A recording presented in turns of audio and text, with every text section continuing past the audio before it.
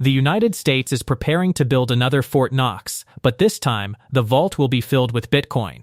In a stunning development that is sending shockwaves through both Wall Street and the crypto industry, lawmakers in Washington are now openly pushing for the U.S. government to begin strategically accumulating Bitcoin as a national reserve asset.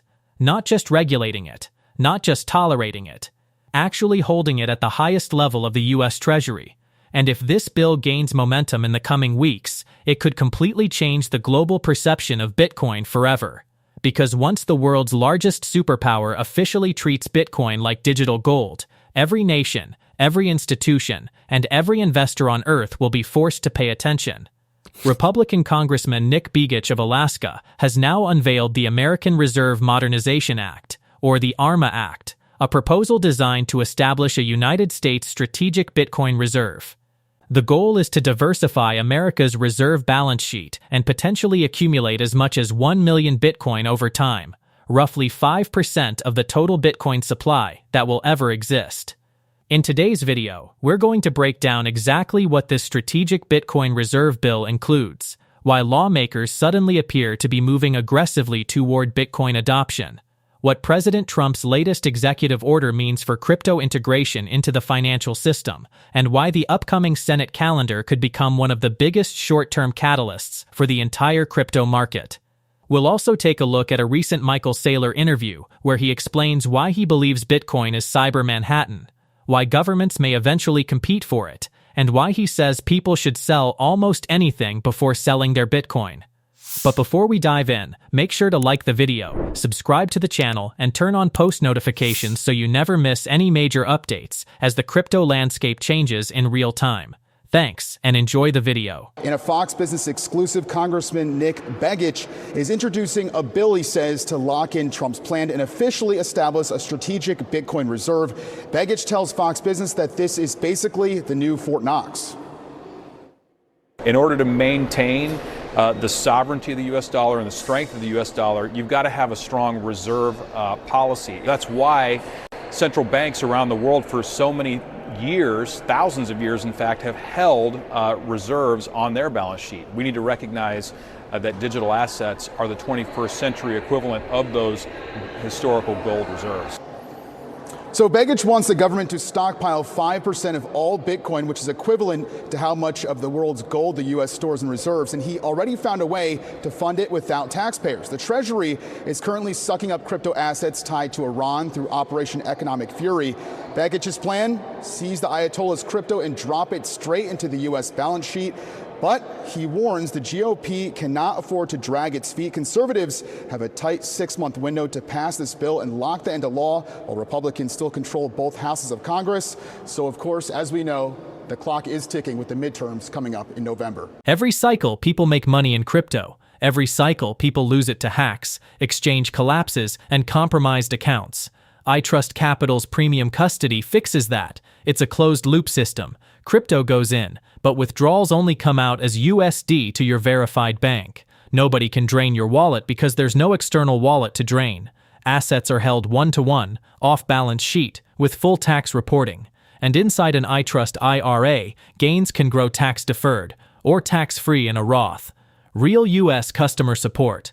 $100 bonus when you fund through the link below. Same market, smarter structure. And Congressman Mike Ruley posted one of the clearest statements yet explaining why this matters. He wrote, "There will only ever be 21 million Bitcoin. While governments can print unlimited amounts of money, Bitcoin's supply is permanently fixed. That's why I'm proud to support Rep. Nick Begich's ARMA Act, legislation that recognizes the strategic importance of Bitcoin and helps secure America's role as the crypto capital of the world."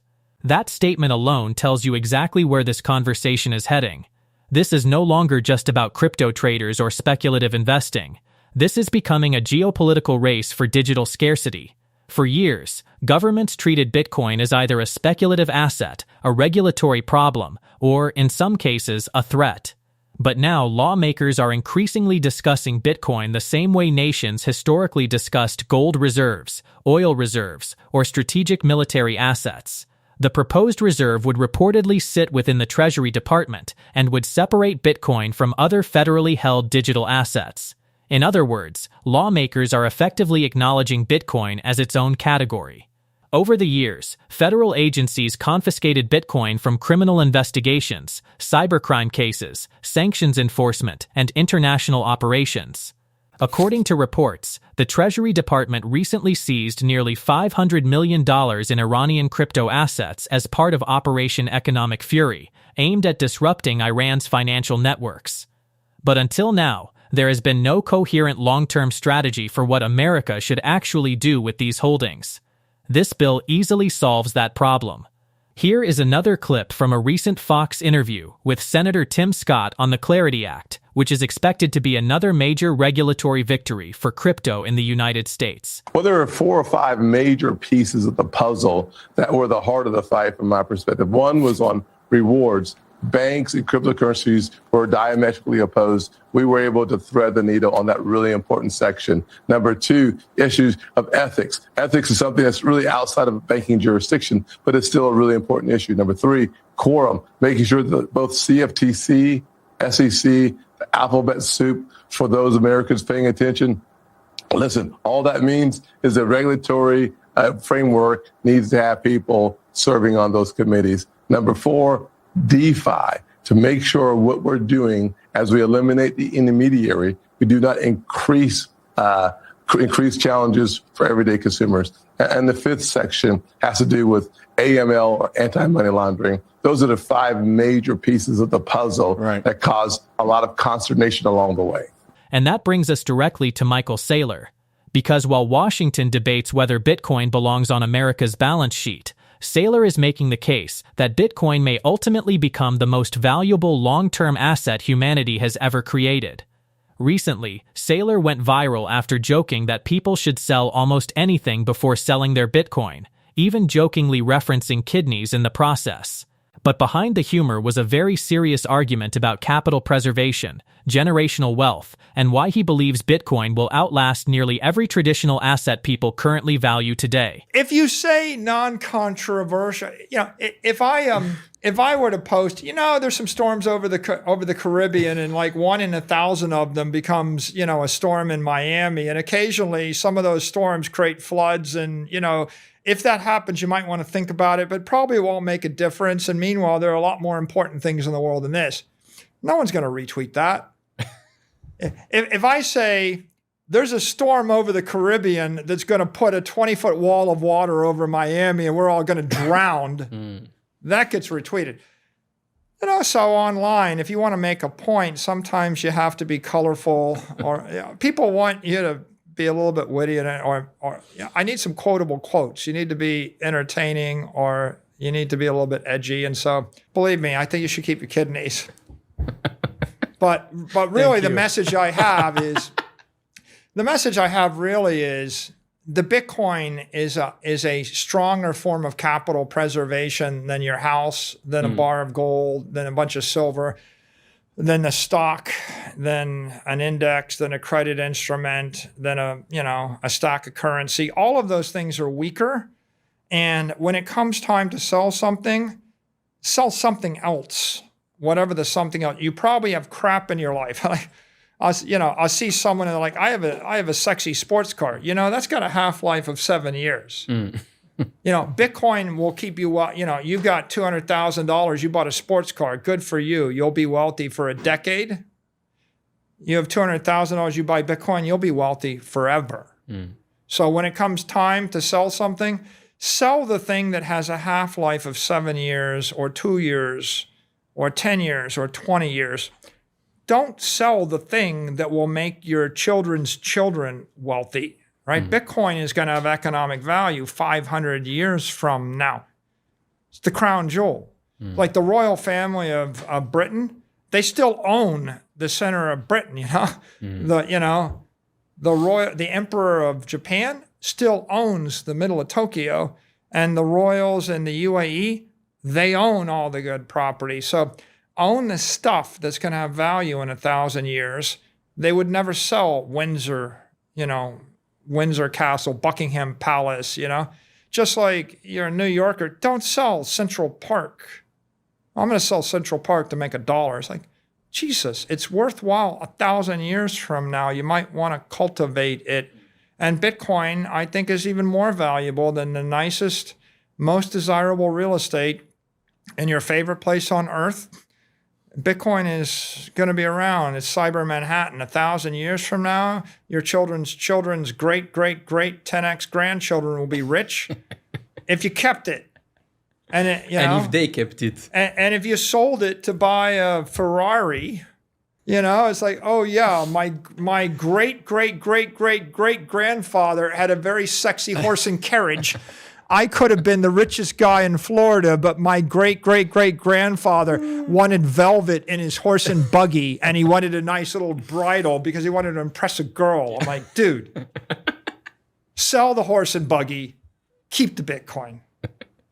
Keep the kidney as well. Yeah, keep the kidney. What's the end game for strategy? Our end game, we're like a reserve bank. We have a reserve asset, Bitcoin. So we've accumulated $60-70 billion of Bitcoin. We will sell credit. We are stripping the performance and the risk off of the Bitcoin. Bitcoin's got 40 vol and it's got high performance, but most of the world wants zero vol. They want a bank account that pays them 10 or 11%. They don't want a roller coaster where they're pulling G's and throwing up that pays them 40%, but they have to wait a decade. Michael Saylor's comments may sound extreme to some people, but they reveal something incredibly important about where the market psychology around Bitcoin is heading. For early adopters, Bitcoin was once viewed mainly as a speculative technology experiment. Then it became a hedge against inflation. Then institutions started treating it as digital gold. But now, increasingly, major corporations, sovereign wealth discussions, and even governments are beginning to frame Bitcoin as strategic infrastructure. That is an entirely different conversation. Saylor's Cyber Manhattan analogy perfectly captures the mindset driving many long-term Bitcoin holders today. The argument is simple. Truly scarce assets that survive generations tend to become more valuable over time, especially when the global monetary system itself is under pressure from debt expansion, currency debasement, and geopolitical instability. And right now, all of those forces are accelerating simultaneously. The United States debt situation continues worsening. Governments around the world continue printing massive amounts of currency.